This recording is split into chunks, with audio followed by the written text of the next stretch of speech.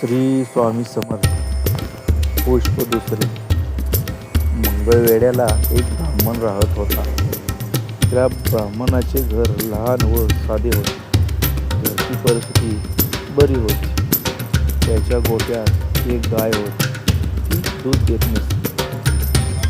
पण ब्राह्मणाने गायीचा कधीही कंटाळा केला नाही. त्या ब्राह्मणाची श्री स्वामी समर्थ महाराजांवर श्रद्धा होती. तो कायम स्वामी समर्थांच्या दर्शनाला जातच.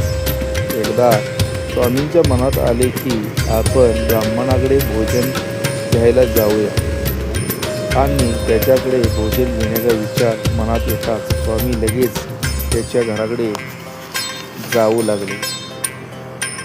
स्वामी त्याच्या घरी ज्यावेळी पोहोचले तेव्हा दुपार झाली होती. स्वामींना आपल्या दारात पाहून त्या नवरा बायकोला खूप आनंद झाला. समर्थांच्या चरणावर डोके ठेवून त्यांना आदराने आपल्या घरात घेतले.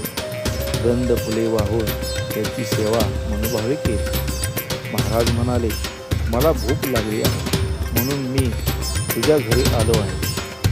तुझ्या गाईचे दूध काढ आणि मला जेवाय वाढ. ब्राह्मण म्हणाला, महाराज, माझी गाई भाकड आहे, दूध देत नाही. मी आता बाजारात जाऊन दूध आणतो आणि आपल्या जेवणाची व्यवस्था करतो.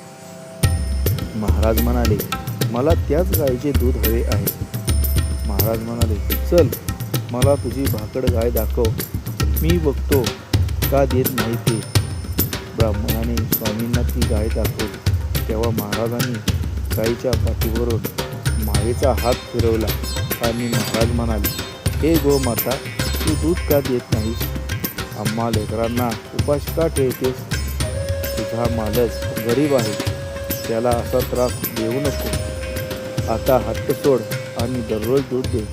मग स्वामी त्या ब्राह्मणाला म्हणाले, आता दूध काढ. मग काय, त्या गायीने भरपूर दूध दिले. तो चमत्कार पाहून जवळची सारी मंडळी थक्क झाली. इतक्या वर्षाची ही भाकड गाय महाराजांच्या विनंतीवरून दूध देऊ लागली. श्री स्वामी समर्थ महाराज की जय.